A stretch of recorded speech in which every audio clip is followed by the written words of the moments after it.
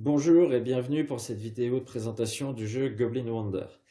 Donc c'est un jeu pour 2 à 5 joueurs, il se joue en 45 minutes à 1 heure.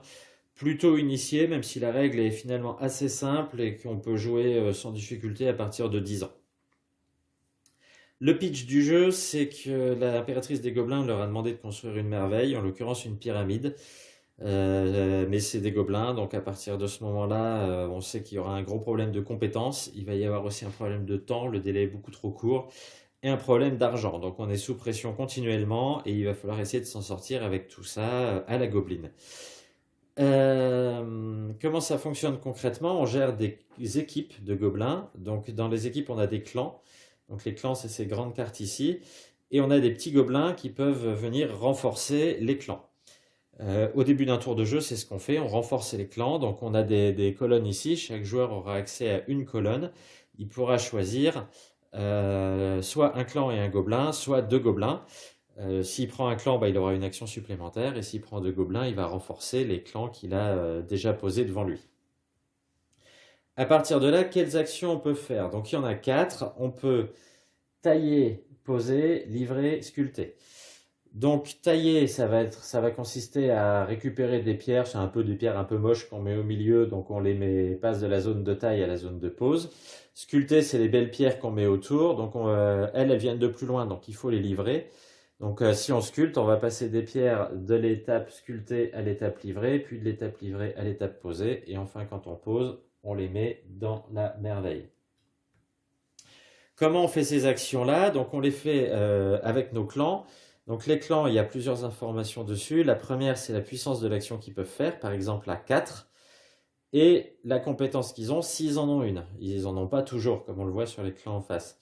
Là, en l'occurrence, il en a une, la compétence sculptée, et il peut faire l'action niveau 4. Donc je peux prendre 4 pierres ici et les transférer dans la zone à livrer.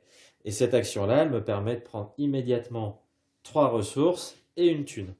Et on va faire comme ça toutes nos actions. Simplement, si on les fait juste comme ça, avec le peu de gobs qui arrive, avec le peu de tours qu'on a, on joue entre 2 et 5 tours, on n'arrivera jamais à construire toute la pyramide. Donc il va falloir flouer. Il y a 3 façons de flouer. La première, ça va être de bâcler. Quand on bâcle, on va mettre des jetons sur la carte bâclée ici. À partir du moment où la carte est pleine, où les 8 spots sont remplis, on va la révéler, et là il va y avoir des conséquences plus ou moins négatives en fonction du nombre de pions qu'on a mis dessus, de notre position dans l'ordre du classement général, etc. La deuxième façon, c'est de doper les gobelins, mais à chaque fois qu'on les dope, on va augmenter le petit trombone là d'un cran, et on va payer de plus en plus cher, parce qu'il y a un phénomène d'accoutumance, donc plus on dope, plus les gobs, on a besoin de les doper régulièrement.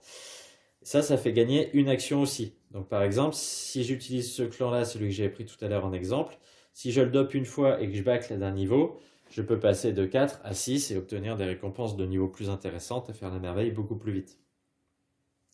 Dernière chose, si on n'a pas la compétence, parfois parce que l'action qu'on veut faire n'est plus disponible ou juste parce qu'on n'a pas de compétence, on peut tout de même faire une action, mais ça amène directement un pion sur la carte bâclée. Et comme on l'a dit tout à l'heure, ça a des conséquences. On joue comme ça un tour de jeu jusqu'à ce que tout le monde ait joué toutes les actions. À partir de là, on doit payer. Qu'est-ce qu'on paye? On paye les salaires de nos gobs, on paye la dope pour nos clans, et on peut payer un bonus. Par contre, attention, le bonus il rapporte un point de victoire, mais les gobs, une fois qu'ils l'ont eu une fois, ils veulent à chaque fois.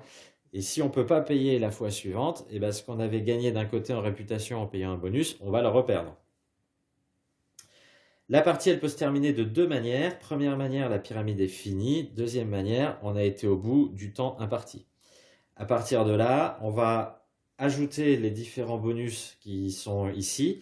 Donc il y a des bonus qui sont plus ou moins bons suivant si la merveille est terminée ou pas. Il y en a qui peuvent carrément virer au malus si la merveille est terminée. Et le joueur qui a le plus de réputation une fois cette opération-là terminée remporte la partie. Dernière chose, tous les clans ont un pouvoir particulier.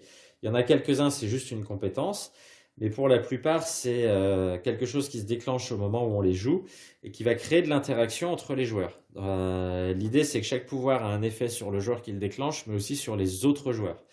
Donc il y a des pouvoirs qui vont rapporter de l'argent, il y a des pouvoirs qui vont rapporter des misères avec des points de travail bâclé, ou au contraire qui vont en enlever.